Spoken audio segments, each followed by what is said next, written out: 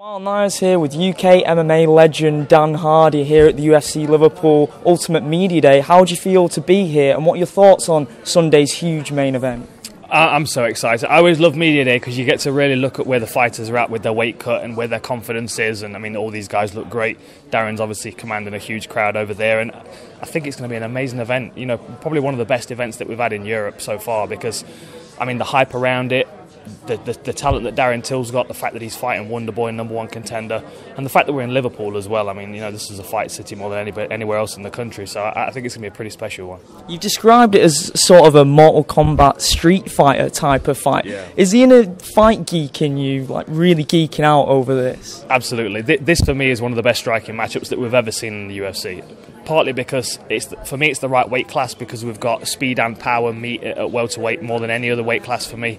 You know, you move up to middleweight, it's more power than speed. You move down to lightweight, it's more speed than power. So for me, welterweight has got the perfect balance of the two.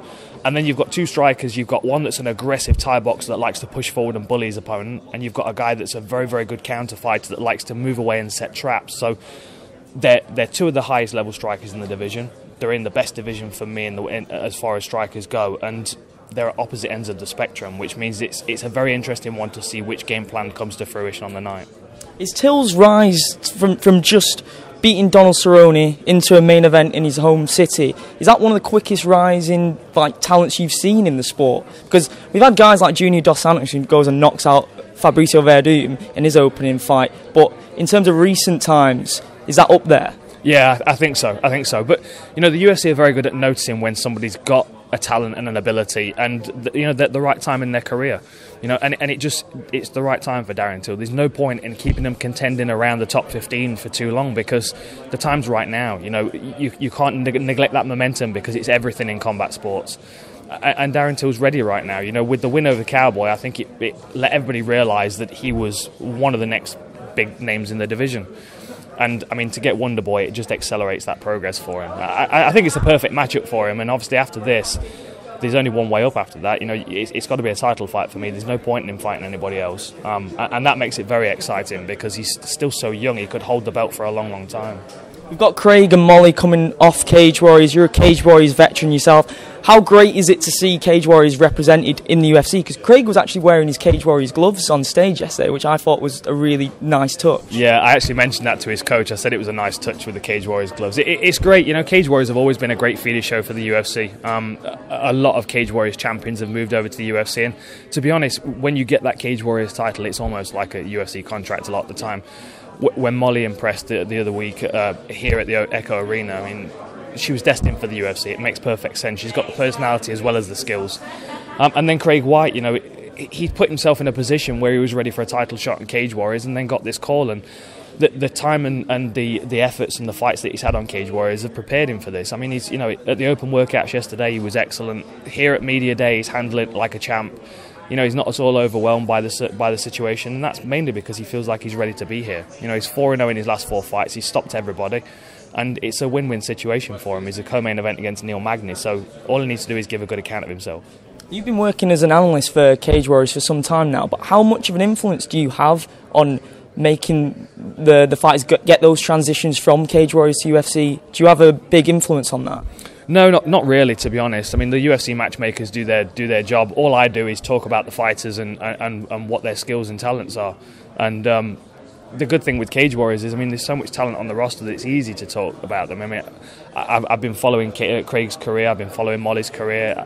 Everybody that's stepping over, even Carlo Pedasoli, who's lower down on the card, who's just beat Nicolas Dalby in Gothenburg. You know, he's another Cage Warriors veteran that's going to do really well in the UFC. But the path's already laid out for them, to be honest. I don't have any kind of influence. I just highlight the fact that they are good enough to be in the UFC and show everybody else that. For me as a fight fan, this summer is one of the most stacked summers in terms of like really high level matchups in the sport. Can I get 3 fights from you that are your most anticipated?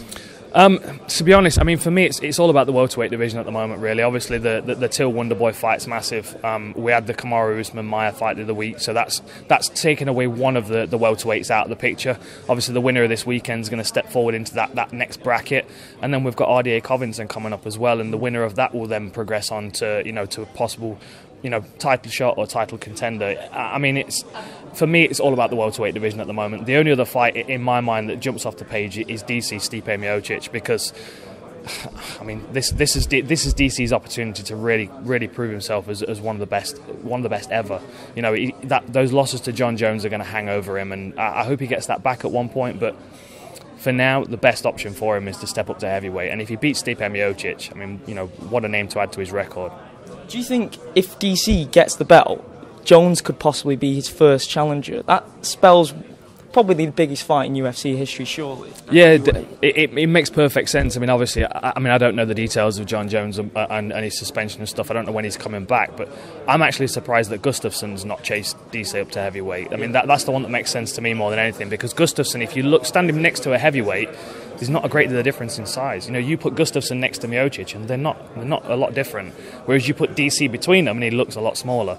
So for me, I thought Gustafsson was the one that was going to make the transition up to heavyweight, and I still think that may happen, especially if we don't get John Jones coming back anytime soon. If DC gets the belt off Miocic, I expect Gustafsson to go and try and take it off him. We talked about how the welterweight division is in the midst of a boom. I want to see you in that midst. I want to see you get back in there.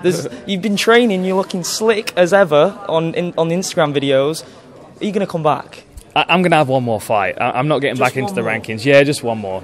I need to get it out of my system. I was in preparation for a fight, and I always felt like that's kind of been stuck inside me. So I need to exercise those demons and just get one more fight. I mean, the sport is in an amazing place at the moment, and to be able to step back in and have one more fight would be great. And there are so many good opponents out there at the moment as well that, I mean, my mouth's just watering thinking about who I could fight. But at the same time, I'm not interested in getting back into the mix and chasing titles, because I love my job as it is now. I love working as an analyst, and I can be an MMA nerd all day, every day when I'm doing this. I don't have to focus on us, man. Right, exactly. You know how much fun it is. Yeah. We love the UFC, and I just want to follow the UFC around all the time. And when you're training for a fight, you've got to focus on yourself all the time. And at this point in my life, I'm not at that stage anymore. I really wouldn't mind seeing the Condit rematch, and I think Nick Diaz would be an amazing opponent for you as well. Yeah. Any thoughts on that? I'd take both of those fights, yeah. There's a lot of fights I'd take. To be honest, more than anything, I don't want to have to explain who somebody is. If I'm fighting again, I want it to be a veteran. I want it to be a really well-known name. Yeah.